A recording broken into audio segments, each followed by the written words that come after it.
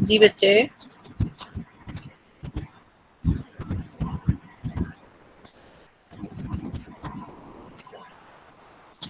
फैजा आप बता दें, I can look you on the top.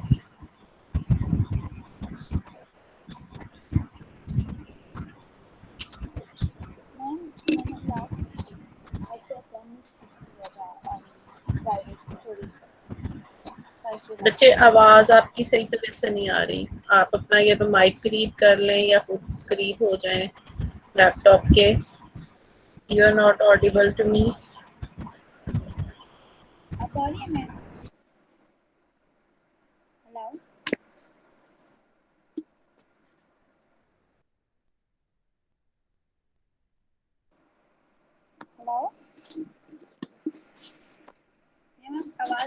बोले बच्चे, बोले बच्चे, बोले, थोड़ा सा ऊंचा बोलें।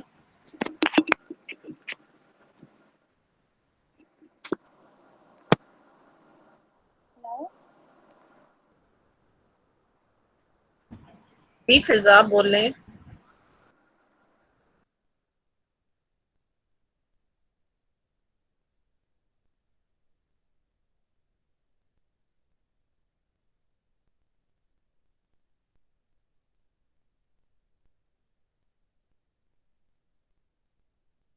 जी फिजा शायद डिस्कनेक्ट हो गई है। Anybody else? थोड़ा सा बस मुझे याद करवाएं कि हमने क्या पढ़ा था और फिर हम आगे चलते हैं। Be quick.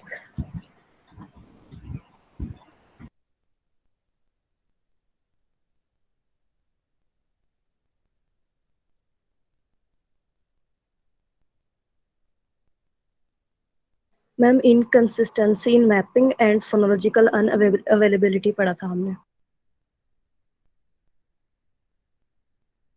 Right, so we were talking about the theories of reading के जो रीडिंग जो राइटिंग सिस्टम होता है वो कैसे असरअंदाज होता है हमारी रीडिंग कैपेसिटी पे। यही बात की थी ना हमने।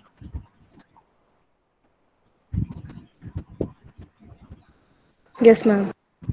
और उससे पहले हमने ड्यूअल रूट मॉडल और इस किस्म की चीजें पढ़ी थी। We also talked about the grain size theory. Yes ma'am. Grain size जो है वो डिफरेंट लैंग्वेजेस में डिफरेंट होता है और डीप ऑर्थोग्राफीज क्या होती हैं और ट्रांसपेरेंट या शैलो ऑर्थोग्राफीज क्या होती हैं। उस दिन शायद ट्रांसपेरेंट वर्ड मेरे जहन में नहीं आ रहा था, मैं शैलो यूज कर रही थी एंड आई वाज सेइंग कि ये सडनली मेरे जहन में आ जाएगा।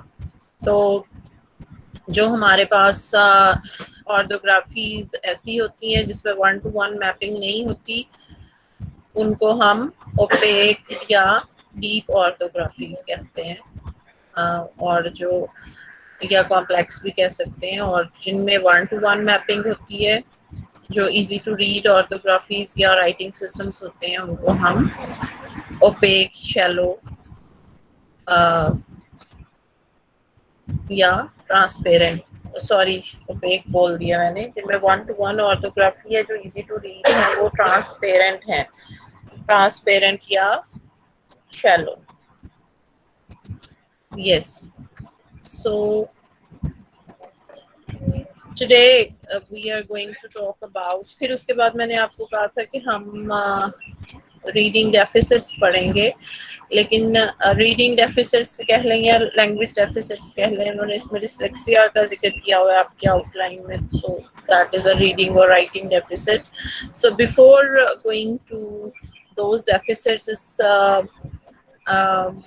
important and it's necessary to have a look at the process of how the words are stored, how the words are analyzed, how the words are sorted out, and how these are stored in our brain. So this is the handout which is in my hand. You also have this handout. It is starting with a डब्बा बना हुआ है इसके ऊपर, इस hand out के ऊपर, उसके अंदर implications for teachers लिखा हुआ है एंड उसके ऊपर साइकोलॉजी एंड द टीचर और पेज है 190. So I hope you will find this page, these pages or this. अपने handouts में से इसको sort out करें पहले so that I can start.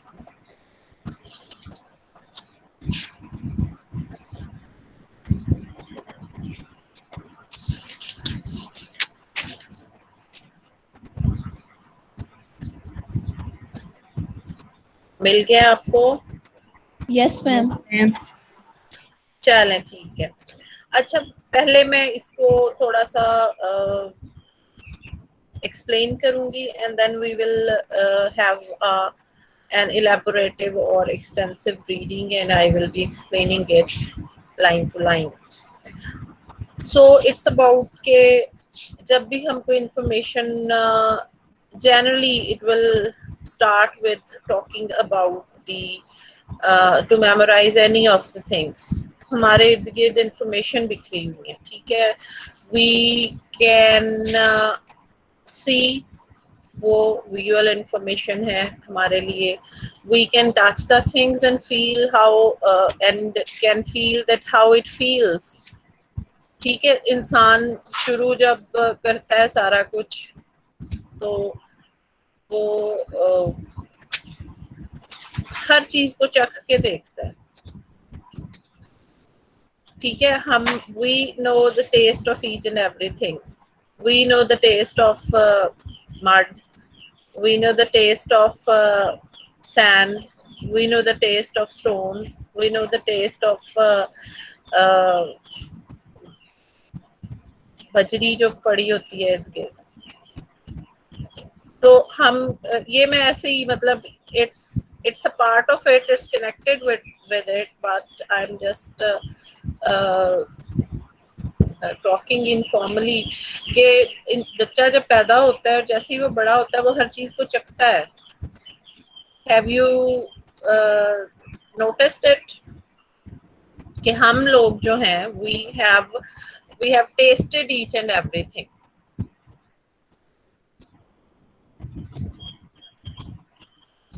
है ऐसा? लेटर ऑन जब हम बड़े होते हैं तो फिर हमें पता चलता है कि जी ये इसको मतलब जैसे अगर मेरे सामने कोई सोफा पड़ा हुआ है उसकी लकड़ी है या मेरे सामने टेबल पड़ा हुआ है तो मुझे पता है कि इसका टेस्ट क्या है. और इसका टेस्ट मुझे क्यों पता है कि मैंने बचपन में कहीं इसको चखा है. आपके साथ है ऐसा? Do you have the same experience? Yes ma'am. मतलब हमारे पास जितनी भी इंफॉर्मेशन आती है we try to utilize maximum of the information. कैसे आएगी? एक तो हम चीज़ों को देखते हैं, हमारे पास क्या है सेंसेस, देख सकते हैं, चख सकते हैं, सूंघ सकते हैं, टच कर सकते हैं, सुन सकते हैं, ठीक है. These are all the skills we have. तो हम अपने इर्द गिर्द की इंफॉर्मेशन को इन सारे अपनी सेंसेस के थ्रू समेटते हैं, ठीक है. I remember that once my daughter was tasting sand. we were at that time in Norway and she was eating sand. So her father said कि जी इसको फेंक दो, but I said that she has to taste it क्योंकि इसने हर चीज को चख के इंफॉर्मेशन लेनी है और इसको एक दफा सब कुछ चखना है. This is the way she will come to know about everything. और हम सब लोगों ने भी सब कुछ चखा हुआ है और ये बड़ी मजे की बात है कि हम बचपन में सारा कुछ चख चुक के फारिग हो जाते हैं. We taste each and everything, ठीक. तो इसी तरह कौन कौन सी सेंसेस की मैं बात कर रही थी. ज्यादा जो इम्पोर्टेंट सेंसेस हैं जो लैंग्वेज में ज्यादा यूज होंगी वो हमारे पास विजुअल, ऑडिटरी, सुनने से भी हम इंफॉर्मेशन कलेक्ट करते हैं, it is one of our senses as well. So जो लैंग्वेज में सेंसेस इंपॉर्टेंट हैं वो विजुअल, ऑडिटरी और सिमेंटिक हैं। अच्छा, अब क्या होता है if we only talk about, although it will start generally, ये जो इसमें बात जो शुरू में करेगा वो जनरल बात करेगा, बट फिर ये सिर्फ लैंग्वेज पे चला जाएगा। तो लैंग्वेज में सबसे पहले जब हम कोई वर्ड मेमोराइज करते हैं, वर्ड हमने डिटेक्ट किया, we sensed that word, we listen that word that came in front of us, या वो written form में आया तो that will be visual stimulus, अगर वो हमारे पास हमने उसको सुना तो that will be auditory stimulus। तो लैंग्वेज हमारे पास दो शक्लों में आती है, either as a visual stimulus or as an auditory stimulus, या हम उसको सुन सकते हैं या देख सकते हैं। अच्छा, अब हमारे पास जो स्टिमुलस भी आ गया, लैंग्वेज जिस फॉर्म में भी आ गई, उसको हम एनकोड करते हैं। ठीक है, एनकोडिंग कैसे होती है ये हम इसमें अभी देखेंगे when we will go in the detail.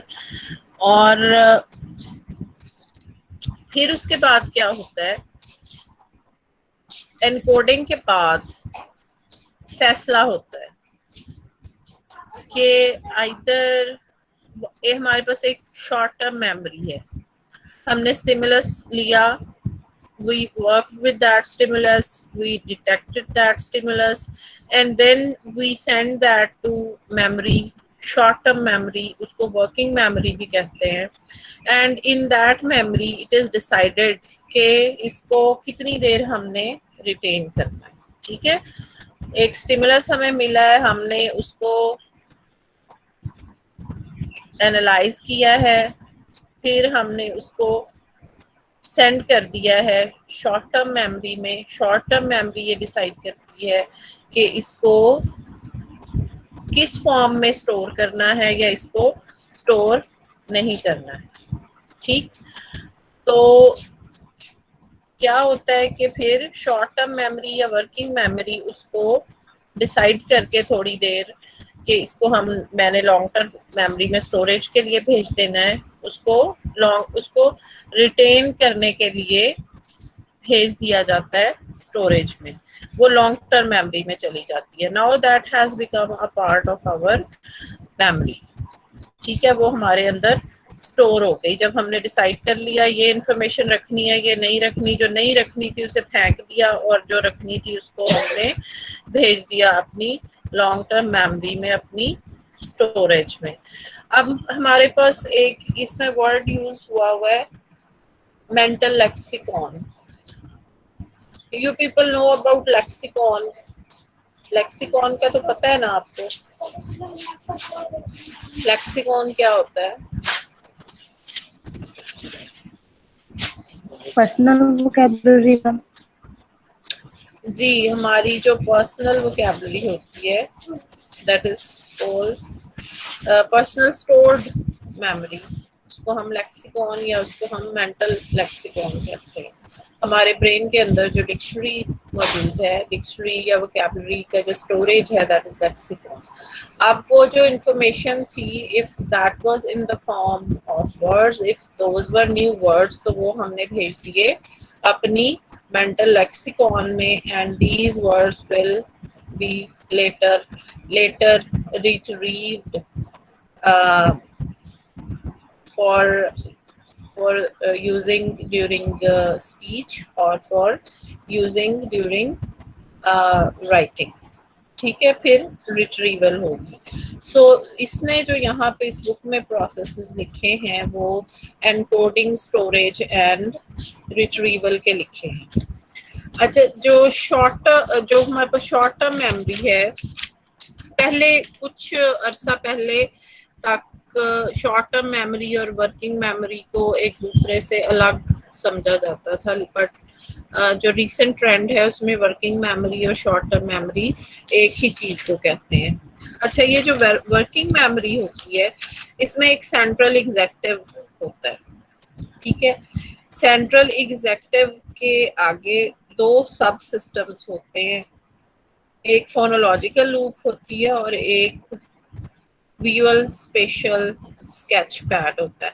ये आपके इसमें हैंड आउट में आएगा, so there is no need to worry about के पता नहीं मैंने क्या बोल दिया है। So we will read all these things in detail and their functions as well. So we start with, ये जो थी ये इसकी समरी थी जो मैंने आपको बताई है। There will come other details as well. तो इसका जो पहला पेज है, पेज 190, इसकी I will read first few lines and then we will jump to the next page. इसके जी फर्स्ट जो lines हैं, the blanket term memory has often been used to describe the activities of acquiring, retaining and recalling. And at one time it was thought to be a faculty capable of being exercised like a muscle or in order to improve the quality and quantity of what we learn. ठीक है, यहाँ पे वो किस चीज की बात कर रहा है, यहाँ पे वो रोट लर्निंग की बात कर रहा है। ठीक है, we don't really know about what actually happens inside. So all the information we have, particularly in psycholinguistics, इसमें बहुत सी चीजें हैं which were later on proved. जैसे हमने बात की थी dual root model में कि this dual root model was presented as a theory, but later on it got, or it was quoted by the pictures of neuroimaging. मतलब उसको support मिल गई तो वो कंफर्म हो गई। इसी तरह यहाँ पे ये जिक्र हो रहा है कि जी मेमोरी जो है ये एक ब्लैंकेट टर्म है which includes all sort of memories. इसमें शॉर्ट लॉन्ग टर्म सारी मेमोरीज शामिल है, वर्किंग। और इसी जमाने में there is a theory,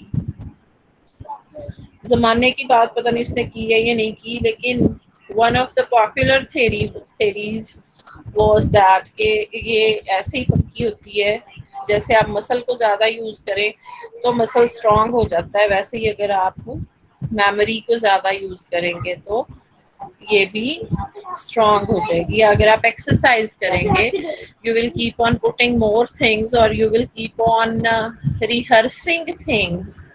rehearsing भी होती है इसमें, rehearsing is a part of this process, तो वो चीज़ें ज़्यादा स्ट्रॉन्ग हो जाती हैं। अच्छा, बाकी इसमें जो चीज़ें हैं मेरा ख्याल है वो आपको कल पे होमवर्क भी मिला था, नहीं आपको मेरा ख्याल नहीं मिला। अच्छा जी, वर्किंग मेमोरी, ये शॉर्ट टर्म मेमोरी में जो नाम है वो बैदले का नाम, that is very important.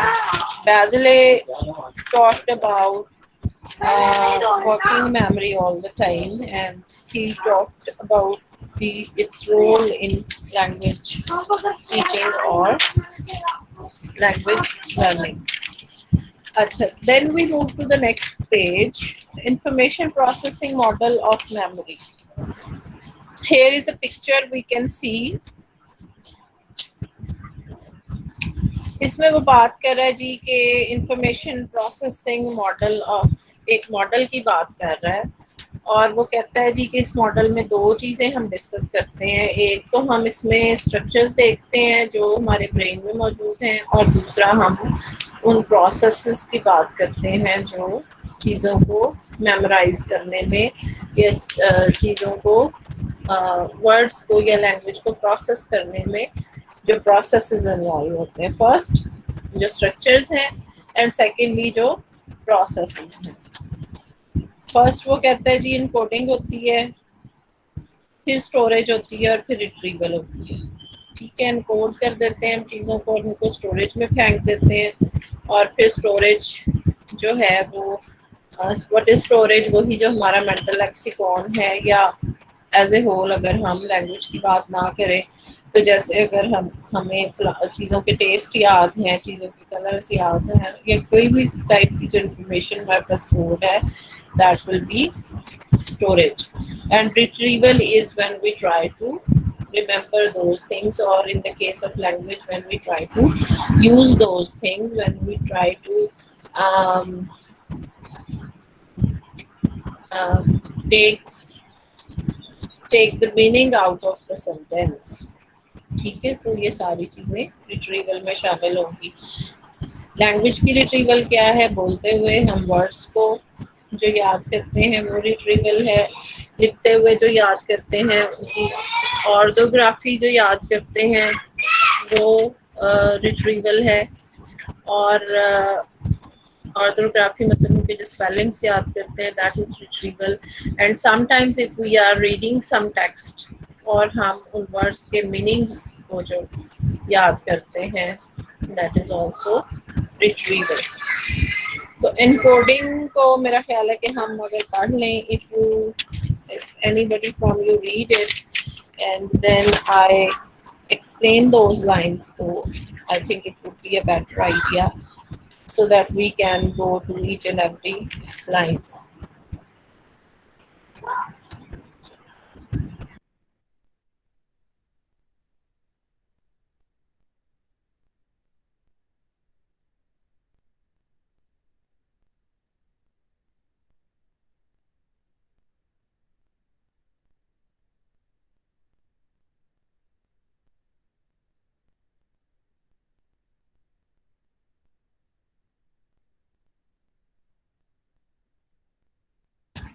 Okay, बच्चे, I will be back just in a minute. You have to decide that who is going to read when I come back. मैं 1 मिनट में आ रही हूँ, तब तक बच्चा पढ़ने के लिए तैयार हो।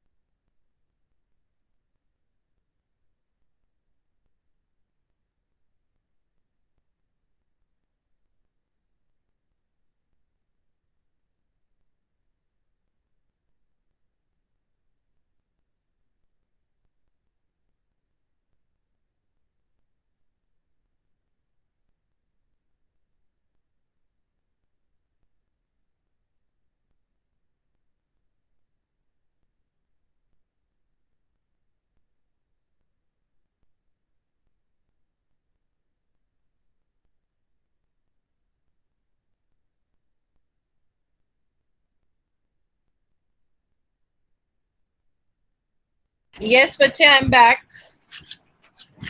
स्टार्ट करें पढ़ना। Coding.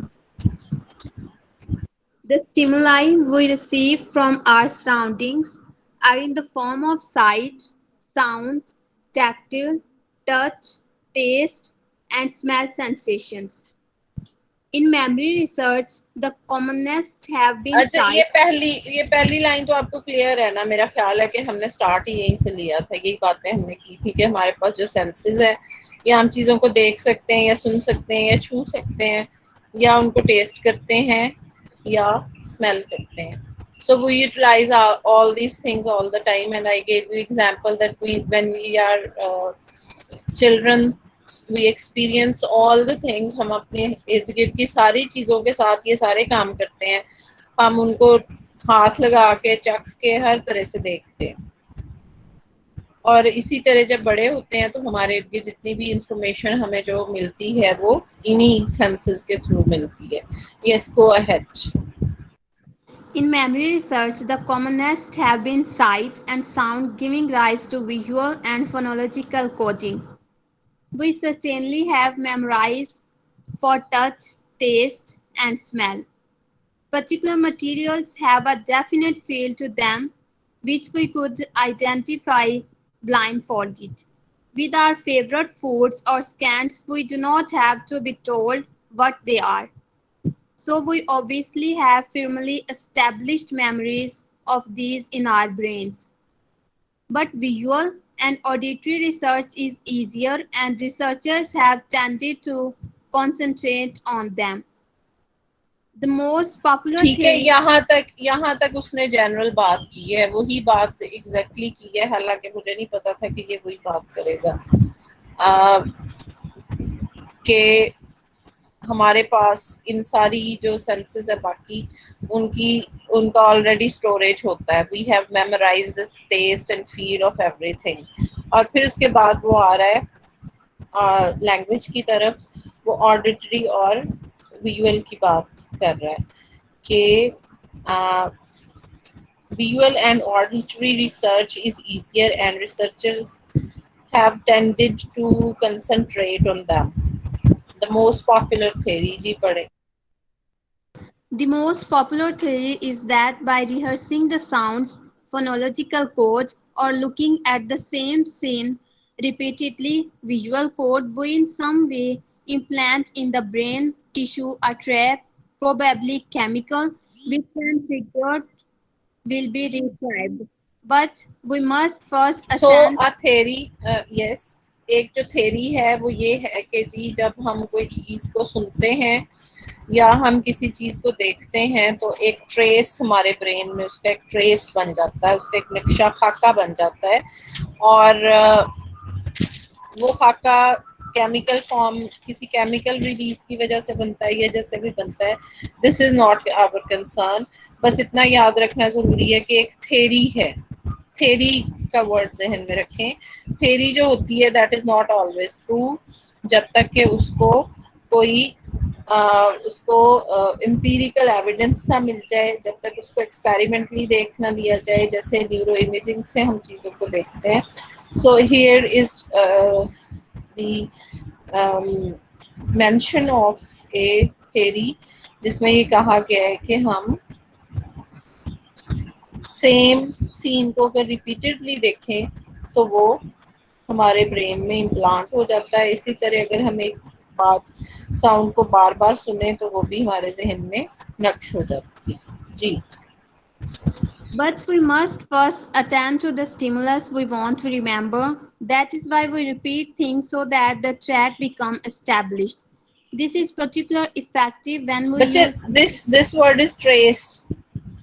नक्श Yes, जिसको कहते हैं, it's not track, it's trace, जिसका मतलब है नक्श. yes, ma'am. This is particularly effective when we use phonological coding, saying the sounds over and over again. With visual coding, remembering pictures, scenes, maps, and so on, concentrating on detail of the image in is important. However, ठीक है, वो कह रहा है कि phonological coding कैसे होती है, कैसे फैसिलिटेट होती है जब हम किसी आवाज़ को, किसी वर्ड को बार बार सुनते हैं, और विजुअल इनकोडिंग कैसे होती है जब हम किसी चीज़ को बार बार देखते हैं और उसकी डिटेल्स को भी देखते हैं। डिटेल्स क्या होती हैं विजुअल के? विजुअल आप किसी साइट को भी देख सकते हैं। You can have a look at A plant के जी ये इसका स्टेम है, ये इसका ट्रंक है, इतनी इसकी ब्रांचेस हैं, ऐसे इसके लीव्स हैं। You can have a look at a word के जी इसके अंदर इतने वॉवल्स हैं, इसके ये स्पेलिंग है। तो ये आपकी विजुअल उसका आप एनालिसिस करते हैं, विजुअल एनकोडिंग करते हैं। सो these are two new terms which are used here: phonological coding and visual coding. जी पढ़ें आगे।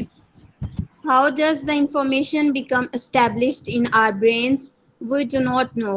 What we do know from fMRI scanning techniques is the importance of hearing the sounds of words, phonological codes in both memorizing and storing verbal information.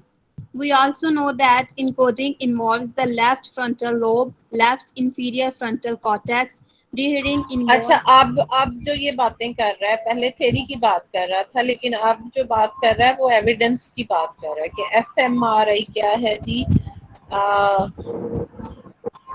Imaging technique है ये। Exactly fMRI किसको कहते हैं? एक minute मुझे सोचने दें। अच्छा, अभी मेरे जहन में आ जाएगा। अभी मैंने इस पे प्रोजेक्ट लिखा है पिछले 2 हफ्ते पहले, और अब मुझे एफएमआरआई एक टेक्निक है जो ब्रेन के अंदर फंक्शनिंग जो है ना, उसके अंदर जब जिस हिस्से में एक्टिविटी हो रही होती है, पहले भी मैंने आपको ड्यूअल रूट मॉडल में भी पढ़ाया था कि जब जहाँ पे एक्टिविटी हो रही होती है ना, वो हिस्सा उसमें कलर्स आ जाते हैं, वहाँ पे एक्टिवेशन हमें फील हो जाती है कि ये हिस्सा जो है वो इन्वॉल्व हो रहा है इस काम में। आप किसी को रीडिंग करने के लिए दें और उसके ब्रेन पे वो लगा दें, तो हमारे पास स्क्रीन पे आ जाएगा जी कि इस बंदे का ब्रेन रीडिंग के दौरान ब्रेन का कौन सा हिस्सा काम कर रहा है। इसी तरह अगर हम उसको उर्दू पढ़ने पे लगा दें तो भी पता चल जाएगा कि उर्दू में कौन सा हिस्सा काम कर रहा है और सेकंड लैंग्वेज में कौन सा काम कर रहा है। अगर हम उसको कहें जी कि वो सामने दरख्त है और इसके पार्ट्स देखो और बताओ, तो फिर भी पता चल जाएगा कि ब्रेन का कौन सा हिस्सा इसमें इन्वॉल्व है। इससे पहले जो बात हो रही थी वो थ्योरी की हो रही थी, अब जो बात हो रही है वो एफएमआरआई की हो रही है, जो कि इमेजिंग है। ठीक है, ये इसको जरा दोबारा पढ़ें। हाउ डज से, जहाँ से एफएमआरआई की बात शुरू हुई है। Yes, ma'am. How does the information become established in our brains? We do not know. What we do know from fMRI scanning techniques is the importance of hearing the sounds of words in both memorizing and storing verbal information. We also know that encoding involves the left frontal lobe, left inferior frontal cortex. Rehearing involves both left and right sides of the brain, and retrieval the right frontal lobe. What we do not know is how the brain actually records these different kinds of stimulation. ठीक है, different functions जो perform हो रहे हैं वो कहाँ कहाँ हो रहे हैं। एनकोडिंग जो हो रही है वो हो रही है लेफ्ट फ्रंटल लोब में। हमारा लेफ्ट साइड इन्वॉल्व होती है ब्रेन की, left side of cortex involve होती है ना उसमें। कॉर्टेक्स में क्या कहते हैं हम इसको, सेरिब्रम।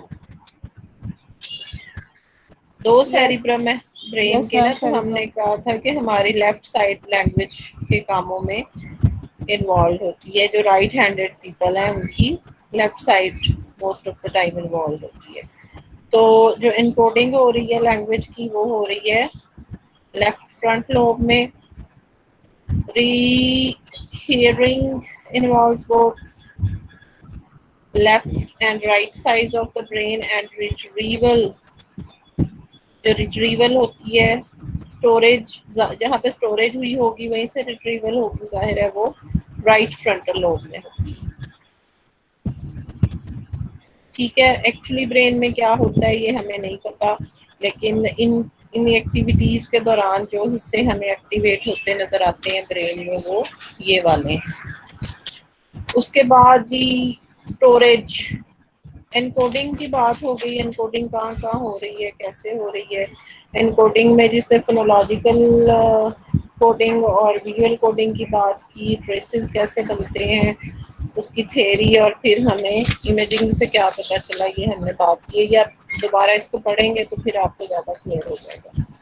फिर स्टोरेज की बात आ गई। यहाँ पे एक पिक्चर है फिगर 7.5, जिसको कि हम इस तरह से देखेंगे। इसका जो लेफ्ट साइड पे पहला डब्बा बना हुआ है, हम उस डब्बे से स्टार्ट करेंगे कि हमें जो भी इंफॉर्मेशन मिली। यहाँ पे विजुअल और ऑडिटरी की बात हो रही है, it means that we are not purely talking about language. हमें विजुअल या ऑडिटरी इंफॉर्मेशन लैंग्वेज की मिली, which means that we got a piece for reading. वो विजुअली जाहिर है हम उसे देखेंगे अगर हमें रीडिंग के लिए कुछ मिला है। And secondly we heard something, तो एक विजुअल स्टिमुलस हो गया और एक ऑडिटरी स्टिमुलस हो गया। सेंसरी रजिस्टर में सबसे पहले ये दो चीज़ें जो हैं, वो दो स्टिमुलस जो थे वो रजिस्टर हो गए। ठीक, अब इसके बाद क्या होगा, एक तो ये कि हम उसे तवज्जो ही ना दें। जो चीज़ हम सुन रहे हैं हम उसको तवज्जो ही नहीं देते, जैसे हम मोस्टली क्लास में नहीं देते। ठीक है, तो वो फिर एरो जो है वो नीचे चला जाएगा, फॉरगॉटन। ठीक, अगर हमने उसको अटेंड किया है उस इंफॉर्मेशन को, अब यहाँ पे एक प्रोसेस होता है। एक तो ये कि हमने उसको सुना ही नहीं है, जैसे हम क्लास में नहीं सुनते, हम उस वक्त सोच रहे होते हैं कि जी अब मैंने जाना है तो मैंने कैंटीन पे जाके क्या खाना है, और अब मैंने जाना है तो मैंने क्या करना है, इस किस्म की बातें। एक ये है कि आप उसको खुद से सुनना नहीं चाह रहे, you want to select some of the part and you want to neglect the other। कुछ पार्ट आप सेलेक्ट करना चाह रहे हैं और कुछ निगलेक्ट करना चाह रहे हैं, कुछ इंफॉर्मेशन रिटेन करना चाह रहे हैं और कुछ को वेस्ट करना चाह रहे हैं।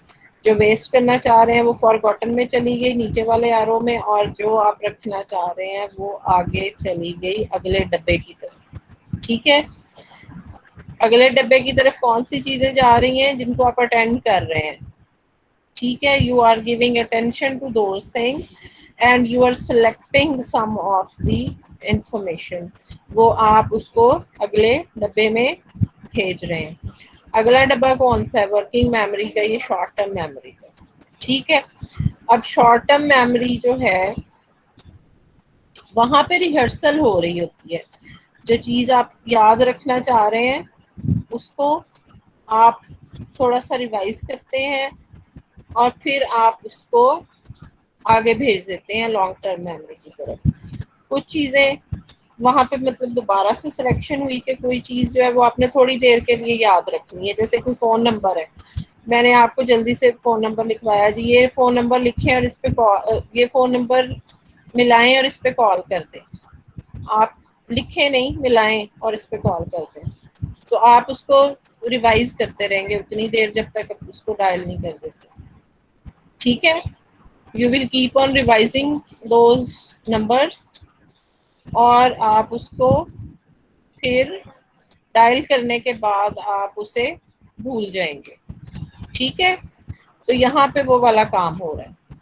इंफॉर्मेशन अटेंड की है आपने, उसको सिलेक्ट भी किया है आपने, उसको वर्किंग मेमोरी में भेज दिया है। अब वर्किंग मेमोरी ने ये डिसाइड करना है कि उस इंफॉर्मेशन को आपने कितनी देर तक रिटेन करना है। अगर तो आपने उसको थोड़ी देर ही रिटेन करना है, जैसे आपने एक फ़ोन नंबर ही मिलाना है, या मैं आपसे कहूँ जी कि ये 4 नाम है, ये 4 नाम फलां बंदे को जाके बताएं। ठीक है, मैं GR CR को बुलाऊं और उनसे कहूँ ये 4 नाम है, ये जाके ना आपने वो फाइनेंस ऑफिस में बताएं इन बच्चों ने फीस नहीं जमा कराई, तो आप क्या करेंगे? यू विल जस्ट रिमेंबर, आपके पास कॉपी पेंसिल नहीं है, फ़ोन भी नहीं है, तो you will keep on revising those names for a few minutes. वहाँ पे जाते ही आपने भी उसको डाला उधर, फाइनेंस ऑफिस में बताया एंड वॉश्ड, नाम वॉश कर दिया, ठीक। उनको रिहर्स, ये इट मोस्टली हैपन्स जब हम फ़ोन नंबर्स की बात करते हैं। आपको कोई कहता है जी ये नंबर मिलाओ, आप उसको रिहर्स करते रहते हैं, जैसे मिलाते हैं वॉश कर देते हैं, ठीक है। तो यहाँ पे वही प्रोसेस हो रहा है कि जो आपने थोड़ी देर के लिए चीज़ें याद रखनी है उनकी आप रिहर्सल करते हैं, फिर उनको फॉरगेट कर देते हैं, और फिर यहाँ पे आप डिसाइड करते हैं कि कौन सी चीज़ें मैंने लॉन्ग टर्म मेमोरी में डालनी है।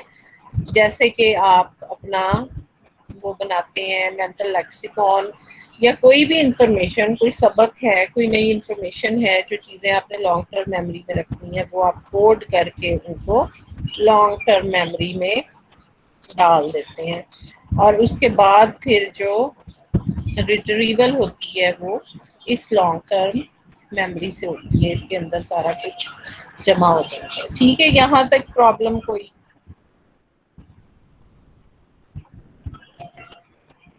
No, ma'am. It's clear. Nothing, ma'am.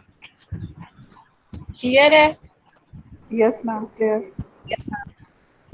Okay, सो यहाँ पे इसके बाद फिर सेंसरी रजिस्टर की बात वो कर रहा है, जो पहला डब्बा है, ठीक है। प्रोसेस को वो शुरू से दोबारा शुरू कर रहा है, सारा प्रोसेस जो पहले उसने एक हमें ऊपर से ओवरव्यू दिया था, now he is going into the detail of that process which is sensory register. Sensory register क्या है? जो सबसे पहले जिसके साथ हमारा इंटरेक्शन हो रहा है, बाहर से जो इंफॉर्मेशन आ रही है सेंसस के थ्रू, वो सबसे पहले जहाँ जा रही है उसको हम सेंसरी रजिस्टर कहते हैं, ठीक। पढ़े इसको, कौन पढ़ेगा? शुमाइला पढ़ रही थी पहले, will you carry on it और anybody else? Yes, ma'am. Shumaila पढ़ रही थी या अनीला पढ़ रही थी? Ma'am, Anila. अनीला पढ़ रही थी, ठीक। Yes. Sensory register. When our sense organs pick up a signal from the environment, there is a momentary image registered. Describes research into visual registry and decay. The corresponding process of attention and selective perception ensures that only particular stimulation is conveyed to the next structure, the short-term or working memory. ठीक है, इसमें मेरा ख्याल समझाने की ज़रूरत नहीं है कि जब हमारे सेंस ऑर्गन्स कोई भी सिग्नल या स्टिमुलस पिक करते हैं बाहर से, एनवायरनमेंट से, तो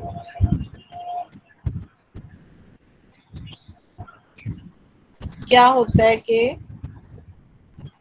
उसको अटेंशन के थ्रू सिलेक्ट किया जाता है। जो सिलेक्ट कर लिया जाती है इंफॉर्मेशन, उसको ज़्यादा अटेंशन दी जाती है, और उसको फिर आगे वर्किंग मेमोरी या शॉर्ट टर्म मेमोरी में भेज दिया जाता है। और बस यही बात इसमें की हुई है मेरा ख्याल है। जी आगे। The remaining patterns of stimulation are thought to die away from the register. The period over which the ठीक है, जो हमने चीज़ें याद नहीं रखनी उनको डाई अवे मतलब फॉरगॉटन में भेज दिया जाता है ऊपर, जैसे हमने देखा था, और जो सिलेक्ट कर ली जाती है इंफॉर्मेशन उनको वर्किंग मेमोरी में आगे भेज दिया जाता है। जी। The period over which the image is registered is very short, a few hundred milliseconds before complete decay. ठीक है, यहाँ पे अब जो रजिस्टर है ना, जो सबसे पहले रजिस्ट्री करता है, जो सबसे पहले एंट्री करता है इंफॉर्मेशन की, वहाँ पे इंफॉर्मेशन जो है वो फ्यू हंड्रेड मिली सेकेंड्स के लिए रहती है। अब few hundred milliseconds जो हैं ये कितने होते हैं ये आप खुद ही हिसाब लगाइएगा। बहुत कम ड्यूरेशन के लिए वहाँ पे ये इंफॉर्मेशन रुकती है। वहाँ पे फिर सिलेक्शन होती है कि कौन सी चीज़ आगे जानी है, कौन सी छोड़ देनी है, और उसके बाद जो छोड़ देनी होती है उसका डिके हो जाता है, मतलब वो खत्म हो जाती है। जी next. The after image in the eye experience when we look at the bright light and can defer the image for some time afterwards is an example. Although in this case the image being so potent tends to remain longer than a few hundred milliseconds. Their hypothesized registers are iconic or visual memory, echoic or auditory or verbal memory, and semantic memory. One piece जी of cyclic एक minute बच्चे मुझे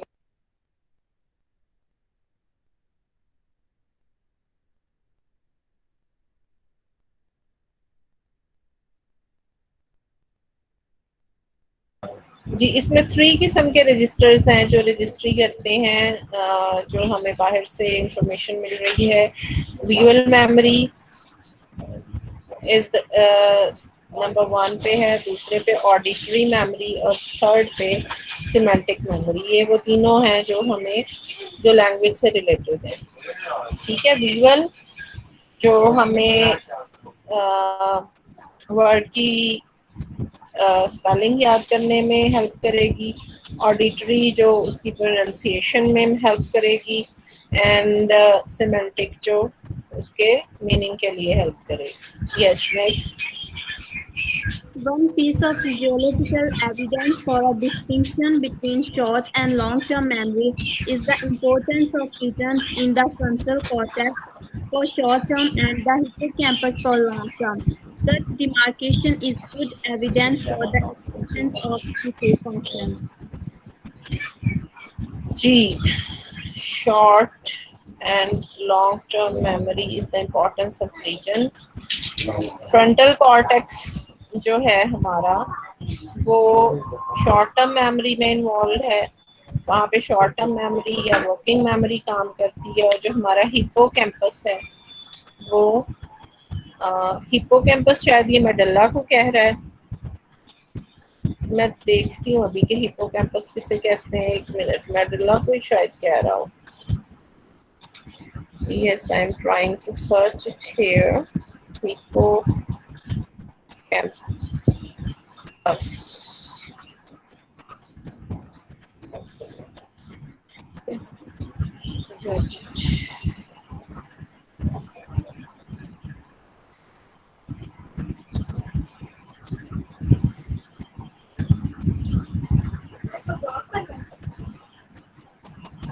एक minute.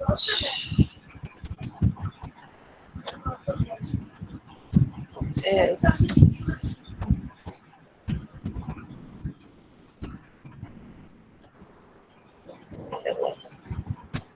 Can I tell?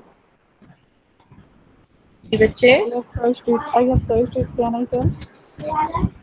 Ji ji. And hippocampus वो कह रहा है कि it is a major component of the brain of humans and other vertebrates. Humans and other mammals have two hippocampi, one in बिल्कुल ठीक each बच्चे। side of ये the brain. एक मिनट, ये मुझे भी मिल गया था, लेकिन मैं असल में देखना चाह रही हूँ कि ये मेडल्ला को तो नहीं कहते।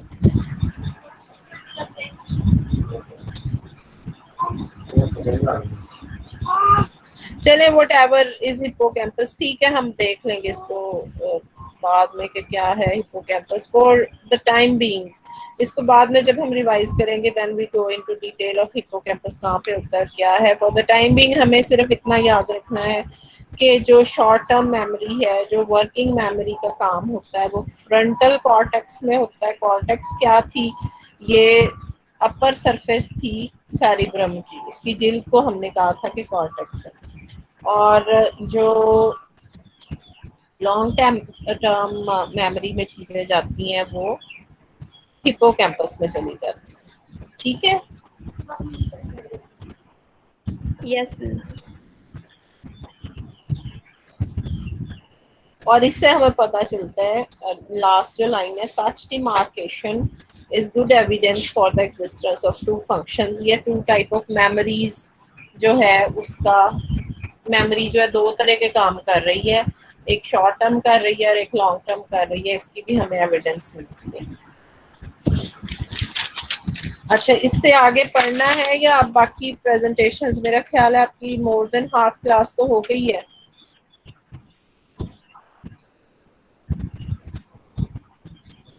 इतना काफी है? यस इसको मैम, आप काफी है। चले फिर, यही थोड़ा सा टेक्निकल है, बाकी तो आपका कोर्स जो था वो पिछला भी बड़ा मजे का ही था, और आ, ये भी तो इतना ज्यादा टेक्निकल नहीं है, लेकिन लगता है शुरू शुरू में कि बड़ा टेक्निकल है। ठीक है, फिर हम प्रेजेंटेशंस की तरफ आ जाते हैं।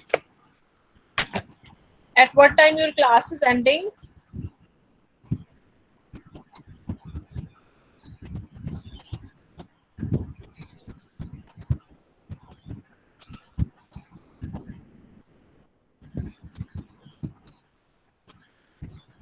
एक घंटा तो मेरा ख्याल गुजर गया है आपका।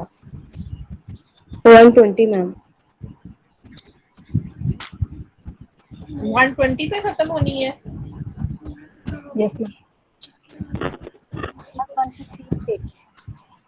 चले हम एक दो प्रेजेंटेशंस कर लेते हैं, फिर उसके बाद हम एंड करते हैं। मेरा we started at 11:45, so it's almost 1 hour जो हम कर चुके हैं। 2-3 प्रेजेंटेशंस के बाद वी विल एंड। तो कौन करेगा प्रेजेंट? आप?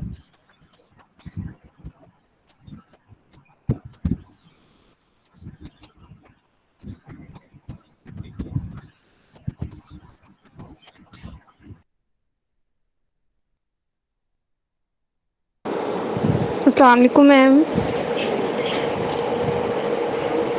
जी वालेकुम सलाम सोबिया।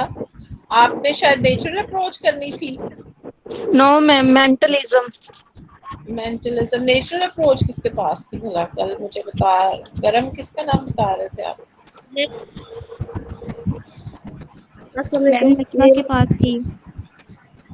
नजमा के पास है? Yes ma'am. जी मैम। अच्छा चले सोबिया आप करें प्रेजेंट। Okay ma'am. चला जा। अस्सलाम वालेकुम class, here is Sovia Kosar and the topic of Sobia आपका ना मेरा ख्याल है फैन जो है वो बहुत ज्यादा लाउड है। मैम बंद करके आई।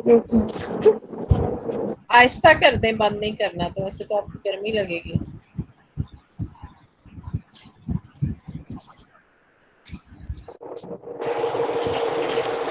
मैम अब ठीक है?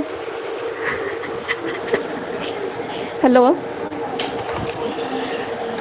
गुजारा हो आवाज जाएगा शायद। आप बोलें, फिर हम आपको बताते हैं कि क्या हो रहा है। चलो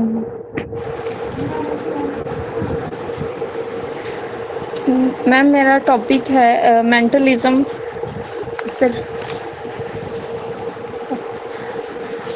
Mentalism, it is a language acquisition theory which is given by Noam Chomsky. Noam Chomsky pointed out poverty of stimulus for the acquisition of language. He held hypothesis that language is free from stimulus. A child acquires language in 3 years. LAD is the prime source of language learning. LAD plus universal grammar, these are both are present in human being mind, and these are born abilities with the child. We are born with a number of highly specific grammatical rules built into our heads. These rules are called universal grammar.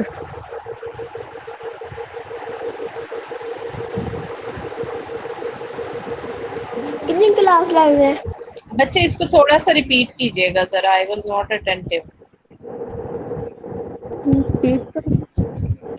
Noam Chomsky gave the theory of language acquisition mentalism.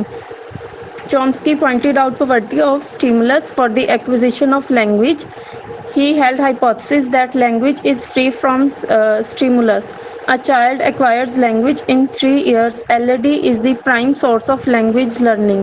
LAD plus universal grammar. These both are born inborn capabilities with the child. We are born with a number of highly specific grammatical rules built into our heads. These rules are called universal grammar. और ma'am इसमें आपने एक example दी थी kindergarten वाली के जिस तरह से हम अपनी फर्स्ट लैंग्वेज एक्वायर करते हैं उसी तरह से हम अपनी सेकंड लैंग्वेज जो L2 लर्नर्स होते हैं उन्हें मतलब किंडरगार्टन में भेज दिया जाता है ताकि वहाँ से वो सेम प्रोसेस के थ्रू L2 को एक्वायर करें।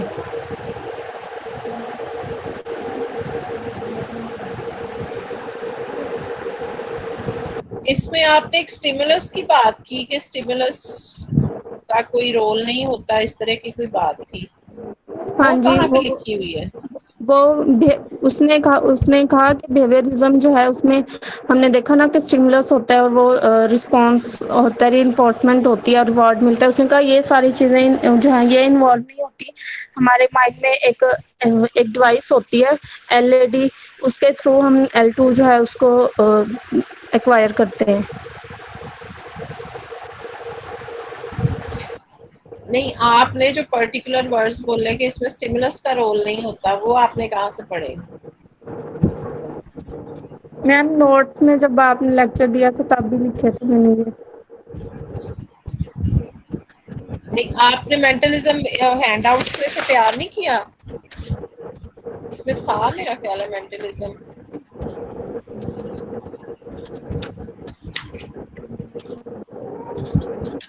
मेंटलिस्टिक थ्योरी भी है, नेचुरलिस्टिक थ्योरी भी है, लैंग्वेज लर्निंग।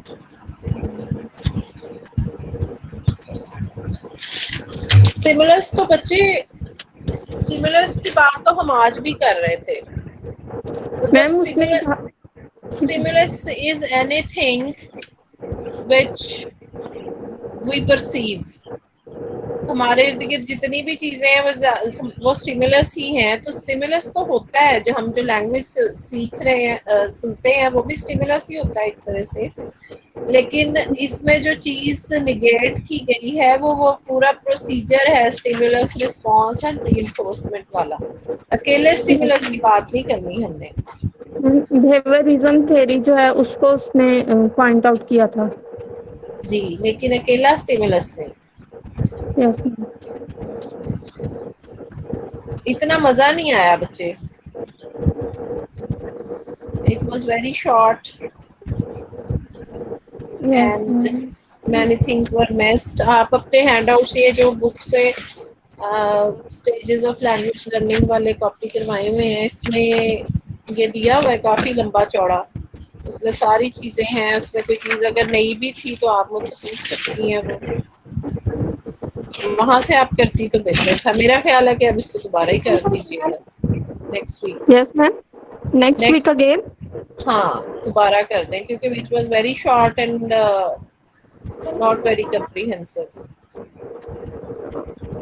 ठीक है, चलें, ठीक है Sobia. Najma,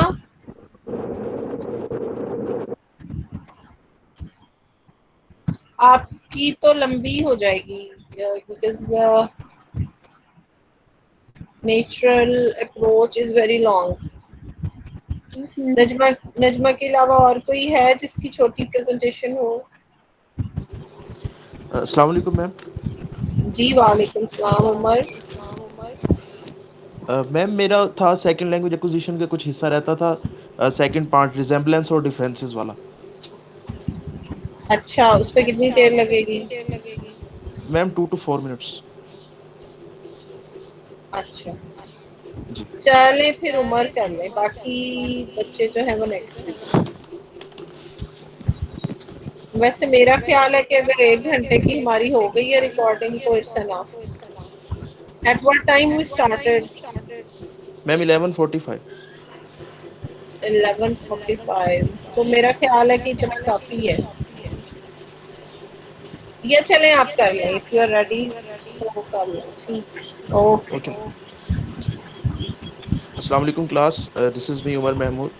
I am here to present second language acquisition remaining part. कि इसमें रिजेम्बलेंस क्या होती है और डिफरेंसेस क्या होते हैं। तो इसमें ये होता है कि SLA रिसर्चर्स थे जो सेकंड लैंग्वेज के बारे में जो रिसर्च कर रहे थे, तो उन्होंने एक थ्योरी डेवलप की, उसमें जो है उन्होंने SLA की प्रॉपर्टीज़ को जो है लिखा। तो उन्होंने कहा कि इसकी जो ये जो थ्योरी है इसकी डेवलपमेंट में काफ़ी सारी सिमिलैरिटीज़ हैं फर्स्ट लैंग्वेज एक्विजिशन के साथ।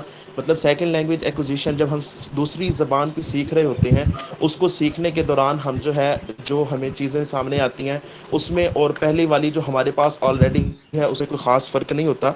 तो उसमें मतलब जो उन्होंने चीज़ें थी वो सिस्टमेटिसिटी ऑफ डेवलपमेंट है कि सीखने का जो अमल होता है वो एक तरीके से जैसे फर्स्ट लैंग्वेज एक्विजिशन में होता है कि एक तरीके के साथ और एक तसलसल के साथ जैसे चीज़ें होती हैं, सेकंड लैंग्वेज में भी वैसा ही होता है। और लैक ऑफ डायरेक्ट इफेक्ट जो है कि हम माहौल से वो उस वक्त सीख रहे होते हैं इर्द गिर्द से। तो डायरेक्ट इफेक्ट मतलब जब एरर करते हैं, आप बताते हैं या उन्हें बताने की कोशिश करते हैं, तो उसका कोई ख़ास जो है असर नहीं होता सीखने वालों पर।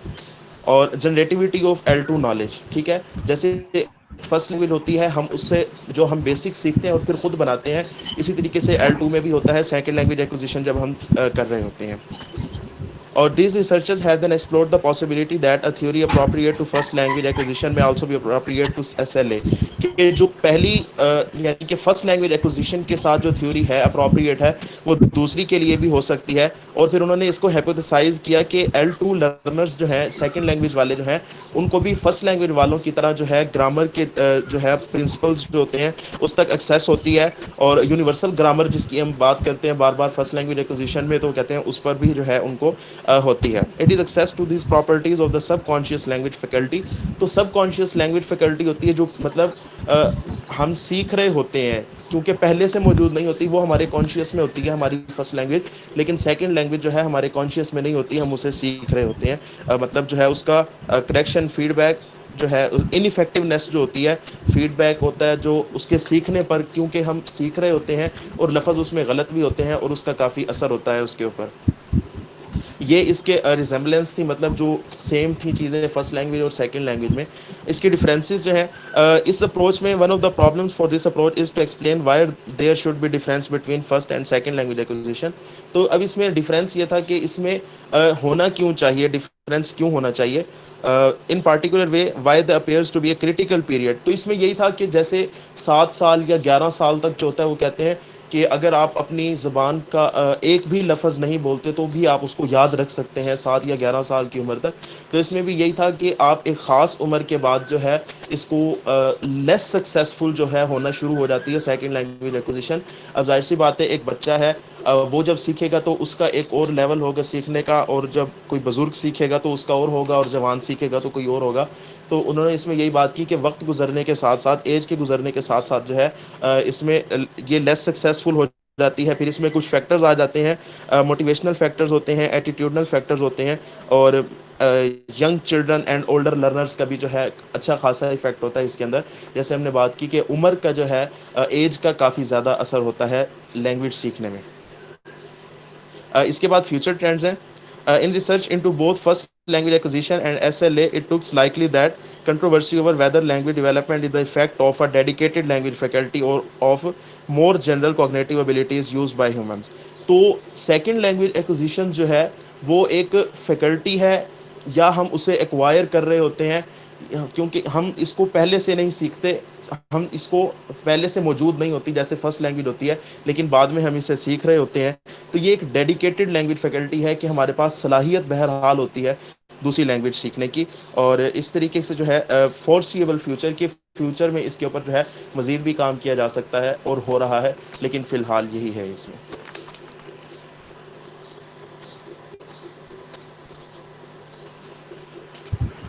चले, thank you Umar. Okay ma'am. अच्छा, इसमें इसके एंड में जो थेरी एक जो मतलब 2 पॉपुलर थेरीज जो हैं वो तो यही हैं, behaviourism and mentalism, but in the end both in second language acquisition and first language acquisition उन्होंने कोई एक थर्ड थेरी भी दी हुई है दोनों में।